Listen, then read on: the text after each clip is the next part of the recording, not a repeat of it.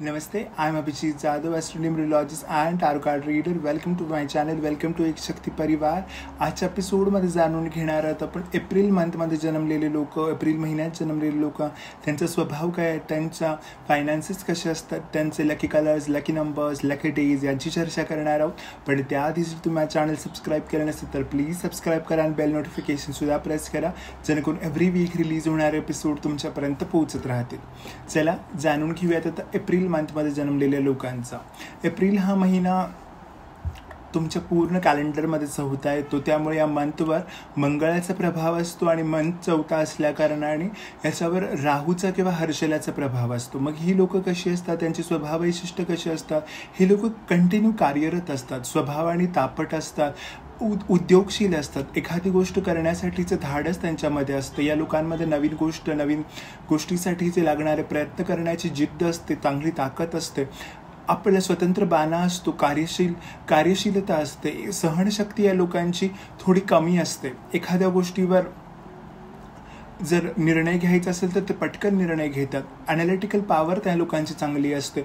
एखाद्या गोष्टीचा सारासार विचार करण्याची पद्धत त्यांच्याकडे चांगली असते. शार्प माइंड असतं, शार्प इंटेलेक्ट असतं. अन्यायाविरुद्ध चीड येते. या लोकांना कोणत्याही गोष्टीचा अन्याय झाला तर ते लोक आवाज उठवणारे असतात. या लोकांमध्ये तो संयम नसतो, महत्त्वाकांक्षी असतात. या लोकांमध्ये ती काम करण्याची तडफ असते, उमेद असते, ती जिद्द असते. ही लोक एखादं काम हाती घेतलं की त्याला लवकरात लवकर आपल्या प्रॉफिटमध्ये कसं घेता येईल, आपल्याला तो प्रॉफिट कसा मिळवता येईल त्या कामातून, याचा विचार करत असतात. स्वतंत्र बाण्याची असल्याकारणानं दुसऱ्यांची लुडबुड यांना खपत नाही. दुसऱ्यांच्या मॅटरमध्ये हे इन्व्हॉल्व्ह होऊ शकतात, पण आपल्या मॅटरमध्ये कोणी इन्व्हॉल्व्ह झालेलं या लोकांना पटत नाही. आणि जर त्यांना असं वाटलं की ते कोणी त्यांच्या एरियामध्ये इंटरफिअर करते किंवा त्यांच्या लाईफमध्ये इंटरफिअर करतं तर ते त्याला पटकन त्यातून बाजूला करण्याचा प्रयत्न करतात. या लोकांचा परखड स्वभाव असतो, स्पष्ट वक्तेपणा असतो. यामुळे या लोकांना शत्रुत्व या लोकांचं खूप लवकर निर्माण होतं. या लोकांचे शत्रू असतात किंवा या लोकांचे रायव्हल्स असतात, बिझनेस रायव्हल्स असतील किंवा ऑफिस पॉलिटिक्स हे लवकर शिकार होतात, कारण की यांचं बोलणं स्पष्ट वक्तेपणा असतो. यांच्या बोलण्यामध्ये थोडासा मागचा पुढचा विचार करण्याची पद्धत नसते. त्यामुळे या सगळ्या गोष्टी या लोकांबाबतीत होत असतात.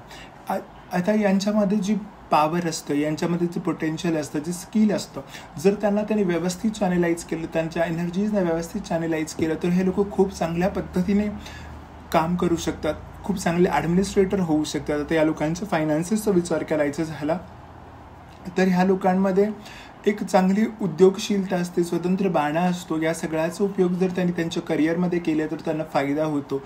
फायनान्शियल सिच्युएशन या लोकांची चांगली राहते. फायनान्सेस कुठून ना कुठून त्यांना अवेलेबल होत राहतात. म्हणजे त्या लोकांना फायनान्सेससाठी जास्त स्ट्रगल करावं लागत नाही किंवा तो स्ट्रगल जरी झाला तर तो लवकर संपणारा असतो कम्पॅरेटिव्हली तो बाकीच्या मंथच्या लोकांपेक्षा. या लोकांनी digital media, online services, modelling अशा ठिकाणी जर त्यांनी काम केलं तर त्यांना चांगले रिझल्ट्स बघायला मिळतात. या लोकांनी जिम इन्स्ट्रक्टर होऊ शकतात, जिम चालू करणारे होऊ शकतात, योगा मेडिटेशन सेंटर हे लोक ओपन करू शकतात. अशा ठिकाणी त्यांना चांगला रिझल्ट बघायला मिळू शकतो. स्पेशली ऑनलाईन ज्या ॲक्टिव्हिटीज आहेत, जिथे बऱ्यापैकी ऑनलाईन गोष्टी चालतात, अशा ठिकाणी हे लोक खूप चांगल्या पद्धतीने काम करू शकतात. IT मध्ये हे लोक खूप चांगल्या पद्धतीने काम करू शकतात. सॉफ्टवेअर इंजिनियर चांगले होऊ शकतात, कम्प्युटर इंजिनियर होऊ शकतात, इलेक्ट्रॉनिक्स टेलिकम्युनिकेशनमध्ये हे लोक चांगलं काम करू शकतात.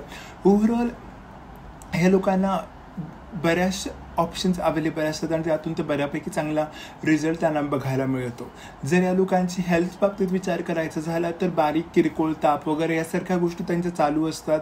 सीझनल जे प्रॉब्लेम्स असतात ते त्यांना होत असतात. अतिभावना प्रधान असल्यामुळं कुठे रक्तदाब वाढणं किंवा BP हाय होणं, लो होणं या सगळ्या गोष्टी होऊ शकतात.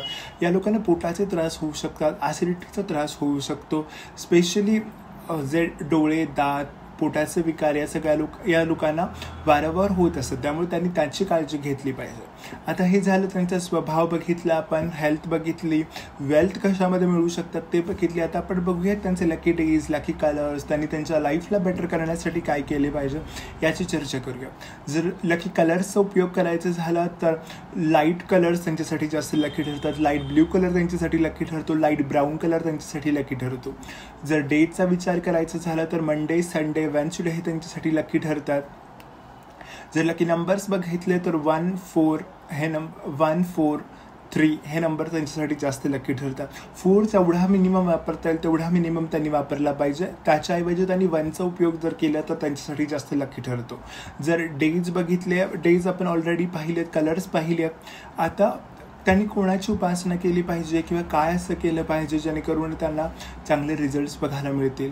या लोकांनी हनुमान चालिसाचं पठण केलं पाहिजे, भगवान हनुमंताची उपासना केली पाहिजे आणि दुर्गा चालिसाचं पठण केलं पाहिजे, जेणेकरून त्यांच्या लाईफमधले जे प्रॉब्लेम्स आहेत ते हळूहळू कमी व्हायला सुरुवात होते.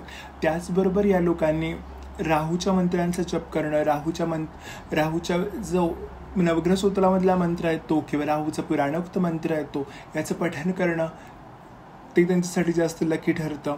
या लोकांनी थोडं संयमित राहणं, संयम बाळगणं या लोकांसाठी खूप चांगलं ठरतं. जर या सगळ्या छोट्या छोट्या गोष्टींचा त्यांनी उपयोग त्यांच्या लाईफला बेटर करण्यासाठी केलं तर त्यांना खूप चांगली संधी मिळू शकते लाईफमध्ये. या सगळ्या छोट्या छोट्या गोष्टी तुम्ही वापरून बघा, कसं तुम्हाला रिझल्ट येतो ते कळवा. हा एपिसोड आवडला असेल तर लाईक, कॉमेंट करा, तुमच्या फ्रेंड्स अँड फॅमिलीसोबत सुद्धा शेअर करा. नेक्स्ट एपिसोडमध्ये भेटूयात अशाच इंटरेस्टिंग इन्फॉर्मेशनसोबत. तोपर्यंत स्टे ब्लेस्ड, स्टे हॅपी.